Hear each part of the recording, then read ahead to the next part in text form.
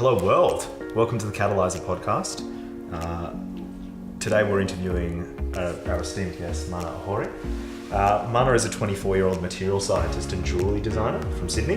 In 2018, through Catalyslr's Pre-Accelerator program, she founded Diamonds from the Sky, which is Australia's first lab-grown diamond startup. Her goal is to grow diamonds above the ground using greenhouse gases as a raw material. She's been creating engagement rings and wedding bands using the most ethical and sustainable form of diamonds available on the planet. Mana is passionate in environment sustainability and cutting-edge technologies. Mana, welcome to the podcast. Thank you so much. I suppose to start us off, let's jump straight in.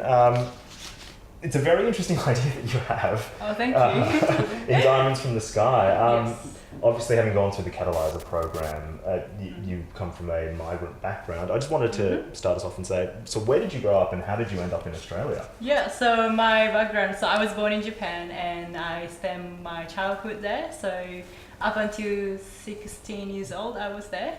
And I came to Australia when I was 16, so that was middle of year 11. And it was funny because I went to high school in Armidale, which is like a countryside. Yeah, so I like Armidale. It's a nice place. Yes. And I'm the only one here, so my family is still back in Japan. So that's kind of my background. Oh, yes. Wow. So coming over from Japan, Mana, so I mean, I've worked with you. I've seen you start Diamonds from the Sky right from the beginning, really impressive. Yeah. Myself, I've sort of been getting into Japanese culture a bit, studying the samurai, and I've just started Japanese jiu-jitsu. What sort of aspects from your Japanese upbringing and from the culture? So, I mean, looking at you running Diamonds in the Sky, I can tell you're really disciplined, like a samurai. And I mean, we have, I guess, a lot of big business icons in the US always referencing Japanese culture, like Tim Ferriss, Seth Godin, Guy Kawasaki, talking about the different aspects that they borrow from the Japanese culture. So I was just wondering if you could tell us a couple of stories of a couple of things that you've brought over from Japan and you apply in your business today. Right. It's interesting that you brought that because I never really, because that's like me, it's the only one that I know, you know. Yeah. So I never seen what it's like to be not Japanese, I guess. So I don't know, like to me this is very natural form of me. But I guess when I was growing up, I was always in touch with science. So my grandpa, my mom's dad, was a researcher doing cosmic ray research. So it was more very advanced technology and it was all about that. And I do remember my first birthday present when I was year 1, I think. It was a second-hand microscope. And I think it was very natural for me that I was very open into the science world since I was little. And it wasn't because, you know, women in science is very like highly demanded. It wasn't like that at all. It was like, oh, she must like this stuff. And it was totally different from my sister's situation. So yeah, I guess I genuinely like science and engineering, and that's probably how I keep going as well. So not in terms of like how I live my life probably, but that's how I brought up and still continuing. Yeah, So just following my passion probably. Yeah, and I guess sticking at it, I guess. Yeah. Because I mean, we've seen you work full time and, you know, hustle on the side, starting Diamonds from the Sky. So yeah, it's really interesting how But it is different though, because a lot of my friends back in Japan are still very following. I use the analogy as like a railway. So if you're like on the railway, you can't really go aside. So if you're on the railway, you have to keep on going on the same road. But for me, I didn't necessarily follow that path. That's why I'm here, I guess, in a way. And in that sense, I'm not really like a typical mindset of Japanese person as a, you know, majority. That's probably true, because I go back to Japan and talk to my friends and I'm like, oh, you're so different, and that's how I am. Well, you sound like a fantastic startup operator, a bit different. Oh, thank you. Off the beaten path. Yeah, definitely some good skills to have. Yeah, so, I mean, it makes it seem like your passion is in science and engineering. So can you tell us how that passion led to Diamonds from the Sky? Like, how did that all formulate together? Okay, so in one word, all I did was just follow what I like to do. But from outside, it looks very random because my background, I study material science and engineering in university. And then I got an internship in jewelry manufacturing place. And that doesn't seem like, how did you get there? Because jewelry and engineering doesn't really seem to be related at all. But for me, when I was learning material science, it was all about learning how material works as a theory and concept and a lot of calculation. So, for example, it was measuring the metal hardness, for example, like that, and how the metal hardness change over the time, blah, blah, blah, and temperature. And to me, I wanted to see in my hand, not just on the book or calculator, I guess. So I took one class in art school. It was jewelry manufacturing class. It was more like designing class, I would say. And that point I was very, that was the first step into the jewelry industry because I get to make my own jewelry on my own hand, and that's when I can connect the link of this is how the material change, and I can feel it and see. Wow. And that's how I very drawn into the jewelry industry, to be honest. And I contact one of the metal casting place in Sydney if I can work during summer as an intern, and they were like, yeah, sure. So that was my old work. So that's how I got into the jewelry industry. And then what happened was I went to the jewelry trade fair. That was 2017, I think, in August, something like that. And that trade fair, all these jewelry related places came along. So everything from diamond wholesalers to metalsmiths to all these technicians about jewelry tools, for example. So everything related to jewelry. And then I went with one of my friends from university, and he was really into artificial gemstones, so synthetic gemstones, all that kind of thing. And he was like, oh, maybe they have synthetic diamond. And I'm like, oh, is that a thing? And like that time I didn't really know that was a thing. When I start asking around diamond wholesalers booth, they were really negative about the comment. They were like, we don't do any synthetic stones, or like synthetic diamond is a fake one, that kind of thing. And I think that was kind of like a aha moment to me, which I didn't realize that point at all. So that kind of triggered me, like why they're so negative about this stone. There must be reason behind it. So I went back and researched if is a thing, how do you make it? So I started researching about it. And what I found was like, the method they use to make a diamond is actually what I learned in my material science class, and it really made sense to me. I'm like, this is actually possible.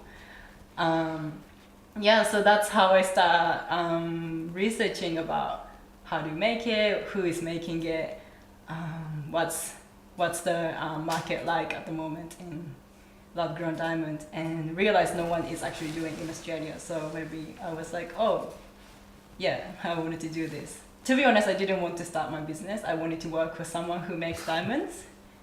And it just happened to be that no one's doing it in Australia. So if someone was doing it, probably I'm working for them now, not starting my business, to be honest. Wow. And I guess starting a new product in Australia, how do you, I guess, get exposure and explain your new concept to people? So it was very good timing for me because one of my friends of a friend were kind of planning to get engaged, and they were looking for the diamond that's definitely not blood diamond and more eco-friendly diamond, I would say. And when I researched about how this diamond industry works, like to mine 1 carat diamond, you have to dig a lot of earth. I think it's 1,750 tons of earth has to be extracted just for the 1 carat. And 1 carat is like the tiny stone. It's not tiny, I would say, but the stone that you can put it on your finger, like a pinky finger. So it's it's not this big. It's this big. Sorry for the podcast, Steve. I'm just doing this hand gestures. You're making large and small. So when I researched about it, and then I watched the Blood Diamond movie, and it was very shocking, and I couldn't believe that was actually based on a true story as well. So I suggested my friend who was getting engaged, like, this is this stone that I can do, and they'll be making in the US. So, and I know how to make jewelry because I was working in the jewelry manufacturing happened to be, that was another combination that was lucky. So I guess I had the product already before launching my business and the customer ready. So if I didn't have that to, maybe I would be still like struggling to start the business, I would say. Yeah. Right. Yeah, you'd say that was really the thing that kick-started the entire endeavor. Yes, and then Alan Jones like tweeted my business about it, and that kind of got exposure as well. And Catalysr, through that, it really like extended my network, because I just didn't know what it was like involved to start a business or anything like that. And after that, last year, at the end of last year, I joined the FYA, Young Social Pioneers program, and after that ABC came to my apartment and did the interview, which was really surprising as well. Yeah, because I work from home, so if they want to interview me, they really have to come to my apartment, and it's very small space. So yeah, that was a fun experience. Yeah. Wow. And I guess what are the future plans for Diamond in the Sky, to accelerate the adoption of lab-grown ethical diamonds? Yeah, I'm interested as to how you actually get around that negative stereotype that you initially faced in those fairs. I mean, still there's a stigma around it when I say it's man-made diamond or lab-grown diamond that's not natural. They still think it's not as good as the mined diamond, or they still think it's a fake, which is kind of annoying in a way, but it's a good marketing opportunity for me, because I can explain to them and educate them. So that was being my first step. So last year and so far, I've been really trying to get my word out and explain to the audience that this is actually a thing, and this is how much benefit you can get out of it if you change from mined diamond to lab-grown diamond. It's not just the environment, but like socially as well.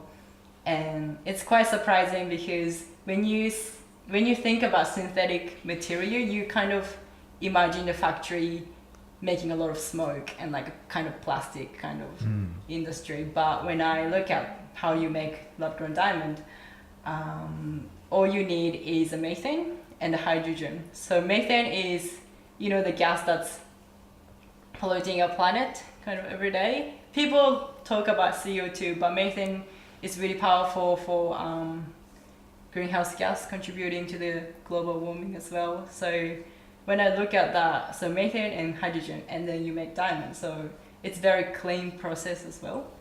And you can run the machine, solar power and everything. So when I look at that, this is actually so much better than mining the diamond. And it's really appealing to the young generation, I would say, who is more conscious about how the product is made and what's involved to get there. I think it started as a food industry, so how, like, what you eat, where is it coming from, and what's involved. And it's slowly moving to fashion industry, and now it's coming to the jewelry. That's kind of the trend I see so far. So yeah, that's my audience. Yeah. Interesting. So did I answer my question? Sorry, your question was definitely. There was something I was interested in when you were talking about the fairs that initially inspired you, and you were telling, at least me, the people that you were meeting when you were saying, I was talking to Smiths, I was talking to this. For me, perhaps a little naively, the thing that I actually imagine in my head is a man banging against like a furnace. How has your experience as a female migrapreneur been, particularly in the jewellery industry, and how has that gender balance been? I don't know, because my company that I used to work with, it's a very small company. I think it's less than 10 people working all together, so it's very, very small company itself. So everyone individual has their own department kind of thing. So it was great, to be honest, that I can learn every single process of how to make jewelry in one place, and I got to experience every single task as well. I never seen myself, I don't know, it sounds weird, but I never seen like, me being a female is this or that, because I never experienced being a male. So I don't even imagine like, Rochelle was this and that, because I will never get to be that person, and that's just Cool. me, but that's how I think about it. So to be honest, I struggled to find a job when I was in university because I didn't have a residency, and a lot of big companies doesn't open application to non-Australian residents, and that made me go out from the normal engineering discipline to find some other jobs, to be honest. So that was a benefit of being migrant, to be honest. Like, you don't have to stick to what all the other people's doing, because I didn't have a chance to do it as well. Yeah. I'm glad that the situation was turned around for the better in that sense. Yeah, I tried to take that negative situation positive, because there's always two sides of the story in one event, I guess. Awesome. And I guess being involved in an accelerator like Catalysr, I mean, you've been involved, you've got a network, as you mentioned, you have mentors like Alan Jones giving you great publicity on their Twitter feed. What are some other sort of benefits and maybe some different stories you have from working with the Catalysr community? Definitely the network. Like I couldn't even imagine, like I wouldn't be even sitting here if I didn't go through Catalysr. So that's definitely that. And the people met through that, I learned a lot. And then how do I say, it's more like a community. I feel like I'm not the only one. I don't feel alone doing this, and because I don't really have a team, so I work from home by myself, and I don't have a co-founder, for example. So sometimes I feel like, am I doing this right, or I don't know, like feel lost. But since I went through Catalysr, I feel like a community can be there for me and know where to go if I'm lost or stuck somewhere, and that's been really great, because I don't think I can, like anyone can't do the business by themselves. So definitely that's been a great journey for me, and I feel like it's expanding like every day, the network and the community. So Catalysr, when I did it, it was 5 or 6 group, and this year's been 20, is that right?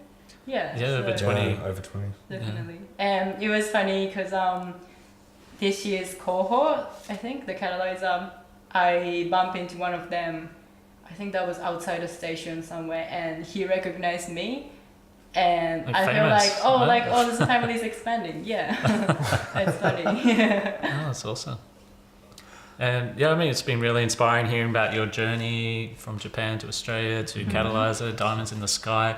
Is there any, I guess, final words of wisdom that you want to leave for the listeners and the viewers, and maybe people thinking of potentially starting their own business like yourself, from a migrant background, arrived in Australia, or maybe even applying to the Catalysr cohort? Definitely apply for the Catalysr cohort if you wanted to start a business or do something new, or if you have an idea of want to do something new. And being a migrant don't take that as a bad thing, as a negative thing, because there's so much opportunity out there that if you are not a migrant, you wouldn't be able to experience it, and you should take that as a positive thing. That's probably my biggest advice that I can give from my experience as well. And just follow your dream and passion. That's probably the big thing. And in terms of my business point of view, if anyone's looking for diamond ring, please contact me or go to my website, and that's where you can find me. And if you need any help in terms of finding a business or do something related to jewelry, I could probably help, and I want to help too, so let me know. Definitely key takeaway. If anyone wants diamonds that are good for more than one thing, contact Mana. Yes, please. A lucky bonus for our viewers, we're actually going to have some video footage of some of Mana's diamonds that she's brought in, and also in the podcast show notes we'll have a link to Mana's website, and we'll have some images down there as well of the lab-grown ethical diamonds. Cool, thank you. Outstanding. Thank you so much for your time. Thanks for coming. Thank you. Hey team, thanks for tuning in to that podcast. This podcast is brought to you by Catalysr. Catalysr is an award-winning pre-accelerator program for refugees and migrants who wish to start up their own startup. If you're interested in applying for the Catalysr program, you can head to the website catalysr.com.au, find out a bit more about what we do. Thanks so much for tuning in.